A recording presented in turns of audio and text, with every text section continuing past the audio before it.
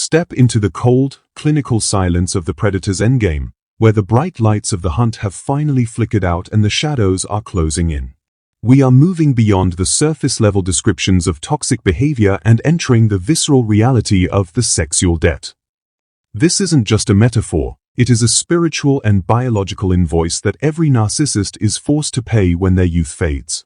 Have you ever wondered why these once magnetic, high-functioning predators end up as the most haunted, decaying versions of themselves? We are asking the big haunting question: why does the narcissist, who once ruled through physical conquest, eventually rot from within at the end of the line? Imagine a cinematic thriller where the villain realizes their entire fortune was built on stolen time and counterfeit energy. That is the exact reality of the aging narcissist.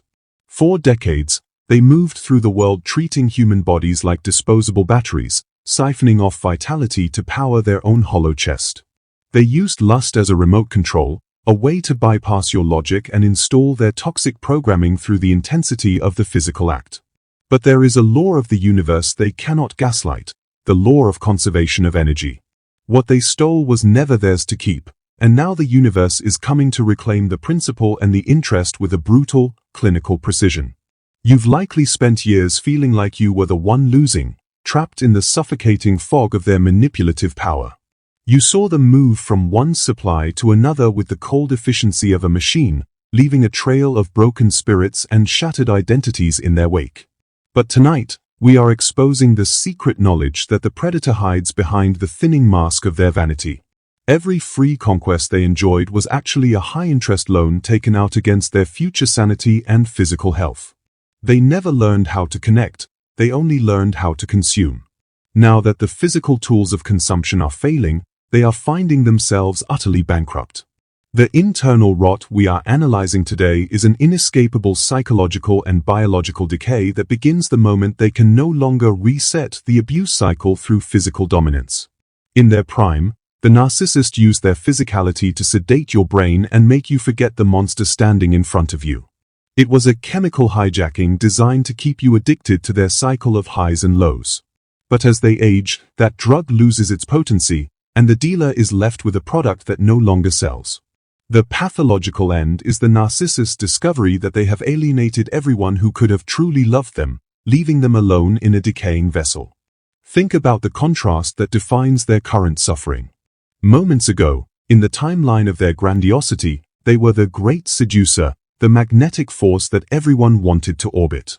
Now, there is a wall of static. The narcissist has effectively unplugged from the world because the world has stopped reflecting back the God image they demand. They are left staring at the ceiling in the dark, wondering how they became so invisible. This is not just aging, this is a systemic ego collapse. They are realizing that without their sexual gravity, they have no weight at all. They are drifting into a void of their own creation, and their own flesh is the prison they cannot escape.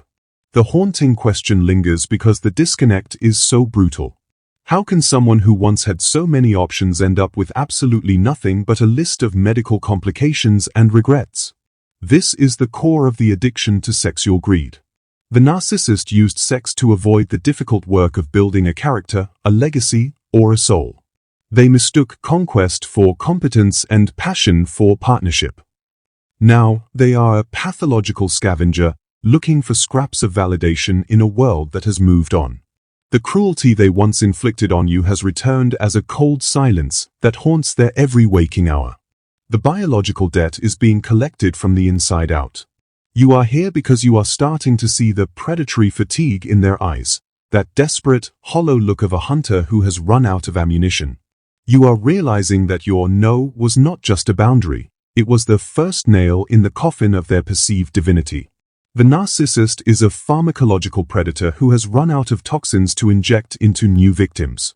They want you to stay in the fog, feeling sorry for their loneliness or their failing health, but I am here to tell you that their suffering is the logical conclusion of their own design. They chose a path of reckless consumption, and they are now facing the inevitable bankruptcy of the spirit. The narcissist's suffering is unique because it is starvation in a sea of plenty. They see people around them experiencing real love, real legacy, and real health in their later years, but they cannot taste any of it. To them, those things require vulnerability, which they view as a fatal weakness. So, they double down on the hunt, trying to scavenge for one last hit of youthful energy. It is a disgusting, desperate habit that reveals the rot inside. They are like a dying sun trying to consume its own planets just to stay bright for one more second.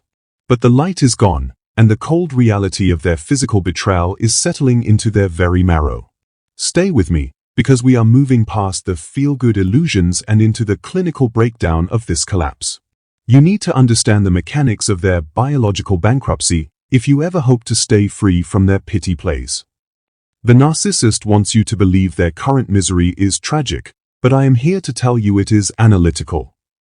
It is the standard operating procedure of a soul that attempted to bypass the laws of human connection and biological hygiene. The price of sex is the total erasure of the self.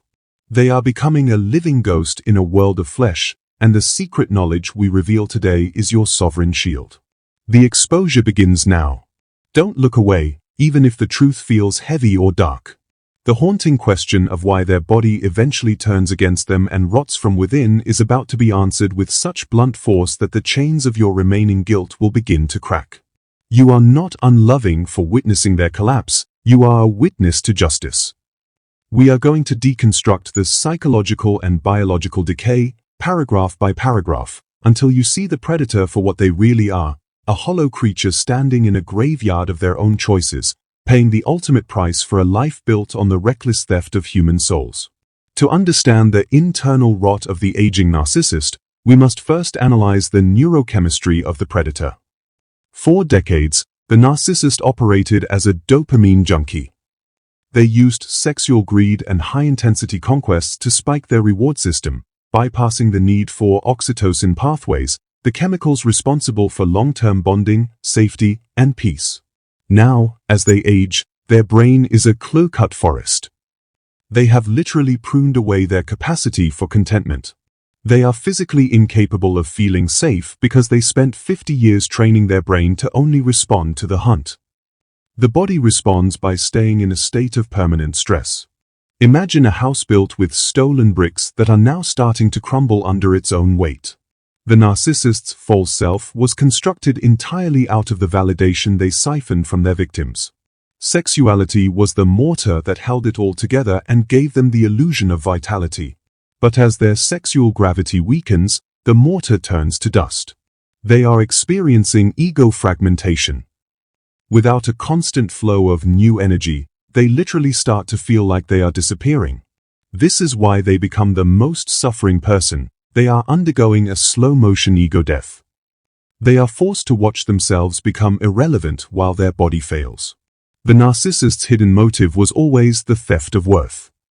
They didn't want a lover, they wanted a supplied reflection to tell them they were a god. But the biological bill reveals the flaw in this strategy. You cannot live forever on borrowed light. As they lose their youthful shimmer, the high-quality, empathetic souls they once targeted stop looking their way. The narcissist is left with low-grade supply, scavengers and fellow predators who are just as hollow and reckless as they are. They are now forced to trade in the mud for crumbs of the adoration they once took by force. This descent into lower circles brings with it a higher risk of biological decay. This trading in the mud is the literal mechanism for their physical downfall. When a narcissist loses access to high-value supply, their standards for energy drop to zero. They begin to frequent darker corners of the social world, engaging with high-risk individuals and situations they once felt above. This is the scavenger phase. Their desperation for a hit of validation overrides any remaining sense of self-preservation or hygiene. They become a magnet for biological consequences because they are no longer hunting for connection, but for a chemical fix at any cost. Their body eventually pays the price for this pathological lack of discernment. Their internal chaos is a feedback loop of shame. Because they used lust as a reset button for their insecurities, they never learned how to actually process a single emotion or take responsibility for their own health. Now, as the reset button fails, 50 years of unprocessed shame is returning all at once. They are haunted by the ghosts of the discarded. Not because they feel remorse, but because those people represent a potency they no longer possess. The free sex of the past has become the chains of the present. They are tethered to a version of themselves that is dead, forced to carry the corpse of their youth while their body fails. Let's talk about the metabolic cost of grandiosity. Maintaining the mask requires an incredible amount of psychological and physical energy. As the narcissist ages, they simply don't have the metabolic reserve to keep the lie going. The stress of maintaining a false identity leads to chronic high cortisol, which wreaks havoc on the immune system. The price of the hunt is the moment the mask finally falls and stays down because the body is too tired to hold it up. They are revealed to be a sexual scavenger with nothing to offer but a collection of rehearsed lines and a desperate, predatory energy. The suffering comes from the self-loathing that they cannot escape. There is a visceral, predatory fatigue that defines their daily existence. The narcissist is tired of the hunt, but they are terrified of the silence. They have created a life where rest feels like death because they have no internal peace to rest in. Their history of disposable intimacy has left them with a shattered attachment style. They can't be with anyone, but they can't be alone. They are in a state of permanent withdrawal from a supply that is never coming back. They are addicts whose drug of choice has been discontinued by the laws of nature. Their body, once a tool of pleasure, becomes a vessel of chronic pain and unresolved rot. The narcissist's suffering is exacerbated by their cognitive dissonance. They still view themselves as the great seducer, but the mirror and the world are telling a different story. This gap between their fantasy and reality is a psychological torture chamber. Every failed attempt at new supply, every rejection from a younger target, is a narcissistic injury that cuts to the bone. They are bleeding out from 1,000 tiny humiliations. They are pathologically obsessed with reclaiming the past, which ensures they can never actually inhabit the present. They are a ghost haunted by their own fading reflection, trapped in a cage of their own making. Why does this matter to you? Because it proves that their winning was a heist that they couldn't get away with.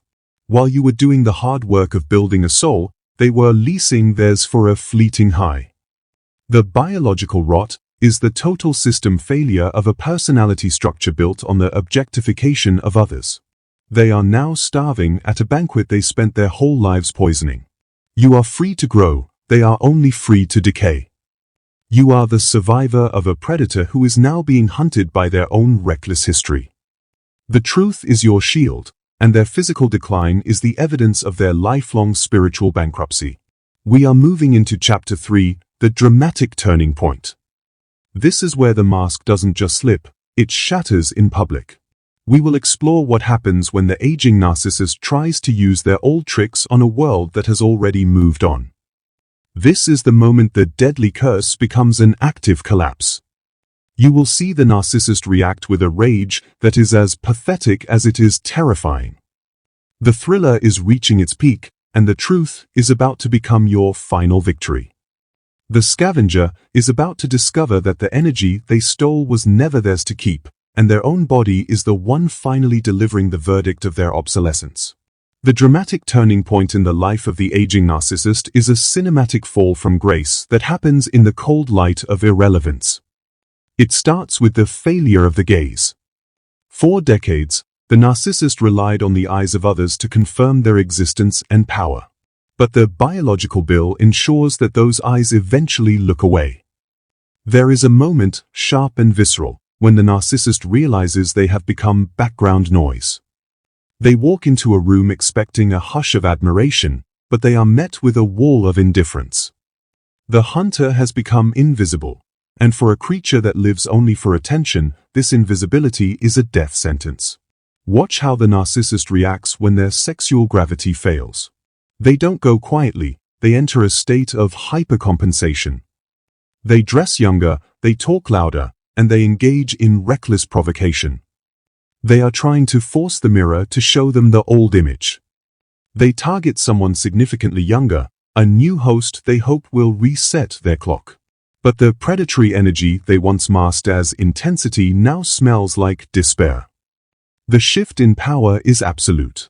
The narcissist is no longer the prize, they are the creep that everyone is warning each other about in whispers. Their body betrays them by refusing to look the part of the hero anymore. This is the moment the narcissist's control fails at the foundational level. In their youth, they could gaslight their way out of any rejection. They could tell themselves the other person was too weak or not on their level. But the price of sex removes the delusion of superiority. They are forced to face a string of unambiguous rejections that no amount of narcissism can spin into a victory. The deadly curse is the total loss of the script. They are an actor standing on a stage, reciting lines from a play that ended 30 years ago, and the audience has already left the theater. Their body is the stage that is falling apart under their feet. The narcissist's reaction to this loss of power is a malignant rage that they can no longer hide. They start to attack the very concept of youth and beauty in others because they can no longer possess it. They become hypercritical, bitter, and vocal about the moral failings of a world that no longer finds them attractive. This is reaction formation at its darkest. They are venting their internal suffering by trying to poison the joy of everyone around them. They are like a spiteful ghost trying to break the toys of the living because they can no longer play with them. Their need is a screaming void that their failing body can no longer fill. The cinematic plot twist for you is the realization that they are pathologically obsessed with your memory. As their world shrinks, they start to revisit the people they discarded decades ago. They might reach out with a hoover that is draped in false nostalgia. They are trying to reclaim a time when they still had potency and their body wasn't a source of shame. But when you look at them now, you don't see the seducer, you see a chivalric predator trying to sell a broken product. Your indifference is the final judgment. They realize that while they were chasing greed, you were building soul equity that they can never touch. The internal rot manifests as a sexual devaluation of the self. Deep down, the narcissist has always hated themselves, but their sexual prowess was the anesthesia for that self-loathing. Now that the anesthesia is wearing off, the surgery of reality begins. They are forced to feel the full weight of their own emptiness. They look at their history of conquest and realize it wasn't a victory over others, it was a hollowing out of themselves. They are sexually doomed because they have become a sexual junkie with no dealer and a body that is too sick to handle the high. They are in withdrawal from their own false identity. Watch the social consequences as they try to game the new digital landscape of intimacy. The old narcissist is a Luddite of the soul. They try to use the same manipulation tactics on dating apps that worked in bars in the 90s. But the digital witness is permanent. Their reputation as a predator follows them like a digital shadow. The deadly curse is the death of the secret. They can't just move to a new town and start over. The world has shrunk, and their history is a public record that warns everyone of the rot they carry in their soul and their body. They are trapped in a world that finally sees them clearly. The narcissist enters a bunker mentality. They retreat into a smaller circle of low-quality enablers and paid supply. They are suffering because they have lost the ability to inspire genuine desire. Every intimacy they have now is transactional, whether it's for money, for pity, or for a temporary ego boost from someone even more broken. This is the end stage of the predator. They are feeding on the sick because the healthy have all fled. It is a dark documentary of a soul in decay, and the internal rot is the only thing they have left to share. Their body is the proof of their long-term biological and moral bankruptcy. Use the visceral metaphor of the gilded cage. The narcissist's past is a cage made of all the people they could have been. They are trapped in the glory of their youth, looking out at a world that is moving forward into authentic aging and real connection. The greed of the past is the bars of the cell.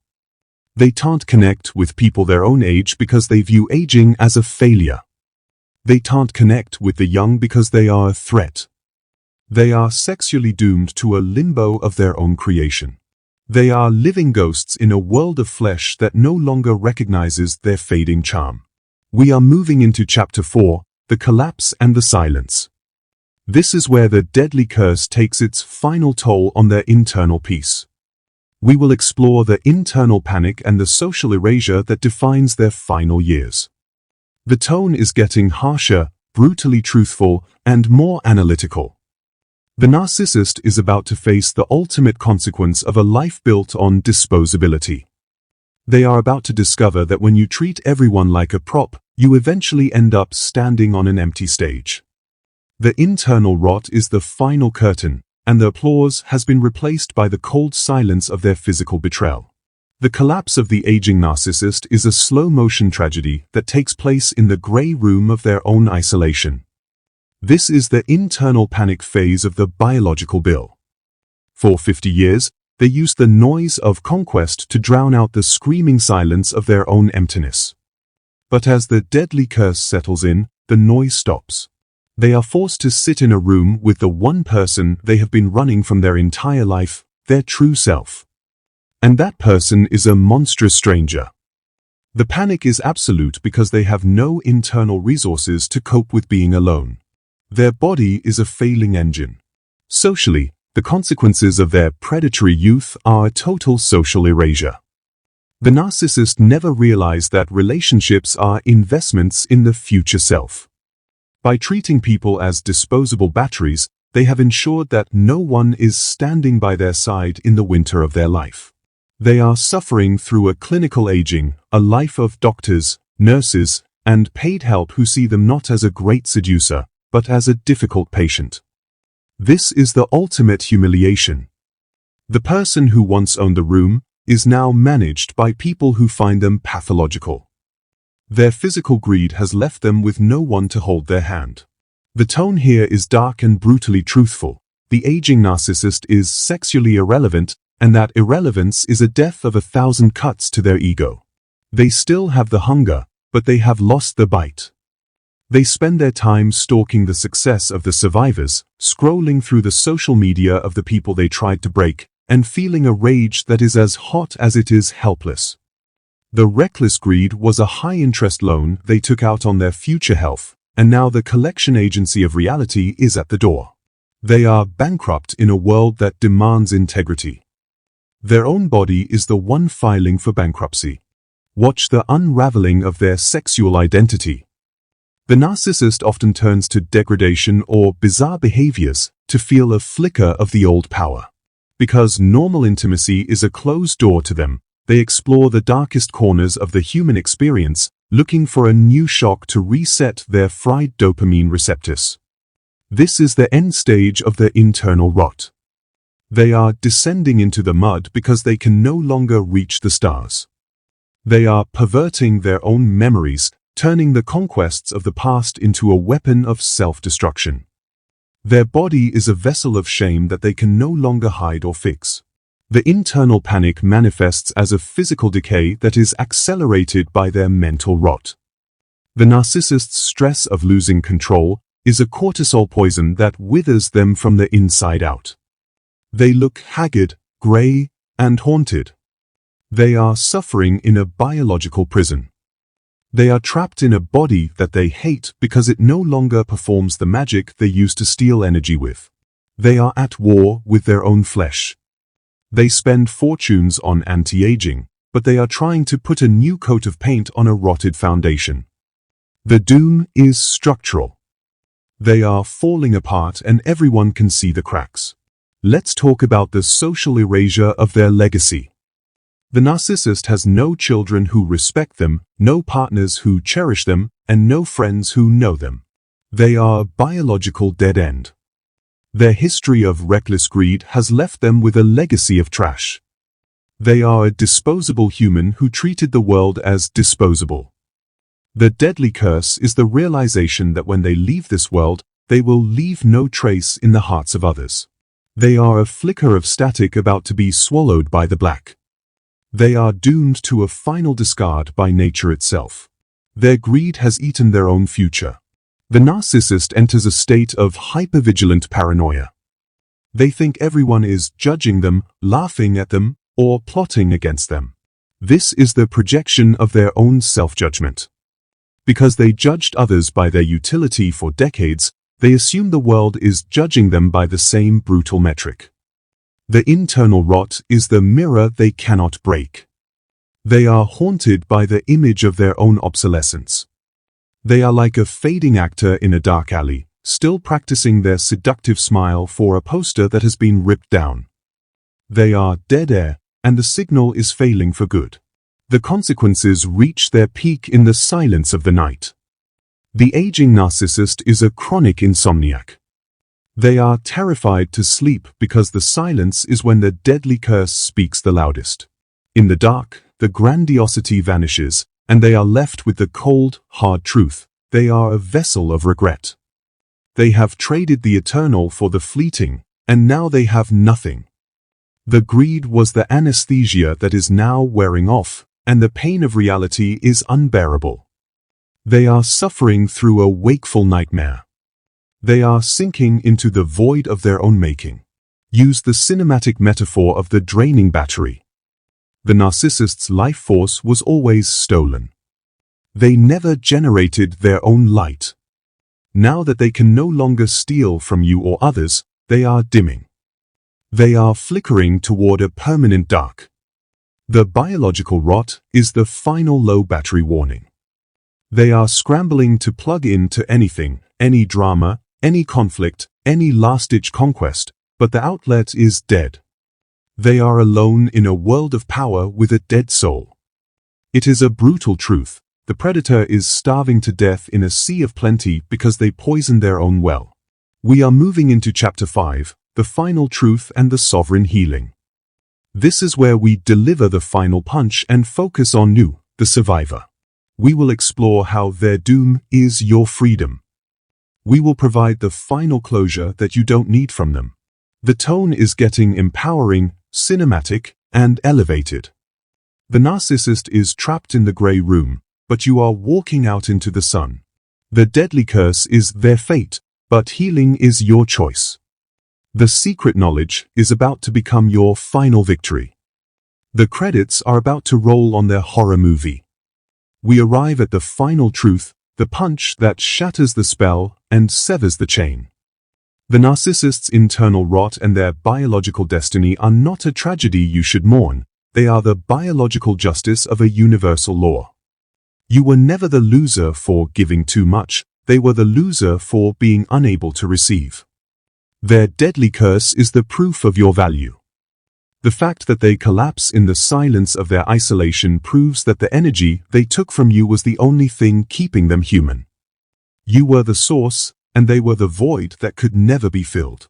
Emotional closure comes from the absolute recognition of their nothingness. You stop waiting for an apology, because an apology from a void is just more static. You realize that the internal rot is the apology of the universe. The secret knowledge is that the narcissist is already dead inside. They are a biochemical ghost wandering through a life they never inhabited. Your healing begins the moment you stop looking back at the predator and start looking forward at the sovereign. You are not a victim, you are a survivor of an entity that is now obsolete. You are the real, and they are the simulation. Empowerment is the reclamation of your own narrative. The narcissist tried to write you as a disposable battery in their theater of theft. But you have taken the pen back. You are rewriting the script of your life with integrity, authenticity, and deep connection as the lead characters. The internal rot paid by the narcissist is the subplot that resolved itself when you walked away. You are no longer competing with the shadows of their desperate scavenging. You are standing in the sun of your own future. You have transcended the dark thriller and entered a symphony of grace. Let's deliver the final truth punch. The narcissist's history of reckless greed was a declaration of bankruptcy. Every conquest was a confession that they couldn't afford the price of a real person. They stayed in the shallows because they were terrified of the deep. But you are the deep. You have the capacity for suffering, and therefore you have the capacity for joy. You have the capacity for loss, and therefore you have the capacity for love. The narcissist is sexually doomed because they sold their depth for a puddle. You are an ocean, and they are drowning in the very puddle they tried to drown you in. The sovereign healing is a cinematic closing of the sacred self. You are sealing the doors of your energy field to the predatory frequency. You are tuning your soul to the frequency of the real. You look at the aging narcissist and the internal rot, and you feel a clinical indifference. They have no power over you because they have no reality. They are a glitch in the simulation of love that you have already exposed. You are whole. You are sovereign. You are free. The deadly curse is their prison, and your awareness is the key that they can never take back. Provide yourself with the final closure. I was never broken, I was only harvested. And now, I am growing again. The narcissist's biological rot is the mulch for your new garden. You are using the pain they gave you as the fuel for your ascension. You are becoming the person they were terrified you would be, a person who is self-sufficient, spiritually aligned, and utterly untouchable.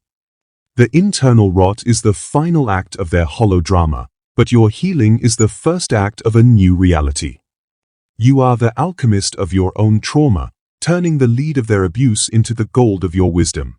Think of the survivors watching this right now. We are a tribe of the awakened. We are the light that exposes the void. By witnessing the biological destiny of the narcissist, we are validating the truth of the heart. We are ending the generation of sexual theft. We are reclaiming the sanctity of intimacy and energy. Your healing is a revolution against the predatory matrix. You are the living proof that integrity wins. The narcissist is doomed to isolation, but you are destined for union with self and with source. You have survived the flood, and the rainbow is yours. As the credits roll on this psychological breakdown, remember the final line. The predator's winter is silent, but the survivor's spring is a symphony. The narcissist is trapped in the memory of a greed they can never feel again. You are entering a warmth that will never fade. Their internal rot is the static that is fading into the black. Your life is the signal that is getting stronger. You have survived the curse, and you have claimed the blessing. The thriller is over. The truth remains. You are invincible. You are sovereign. You are free. Let the hypnotic reality of your freedom settle into your bones. The narcissist's biological fate is a natural law that you don't need to enforce. You can drop the burden of justice and retribution. The universe is already executing the sentence. Your only job is to live. To live authentically. To live deeply. To live loudly. The internal rot of the predator is the vacuum they created. Your life is the atmosphere that fills the space. You are the winner because you remained human in the presence of the inhuman. You are the light that the darkness could not overcome. You are walking out of the graveyard and into a world where your light is your own, where your energy is protected, and where your body is no longer for sale. The narcissist is left behind, the victim of their own reckless choices, a starving ghost in a hall of mirrors, forever chasing a reflection they can never hold. They will continue their desperate scavenging until the very end, but they will do it in a world where you no longer exist as their prey. Your healing is the ultimate victory, and your sovereignty is the final truth. Remember this as you reclaim your throne. The narcissist's greed was their signature on their own death warrant, but your love was the key to your eternal life.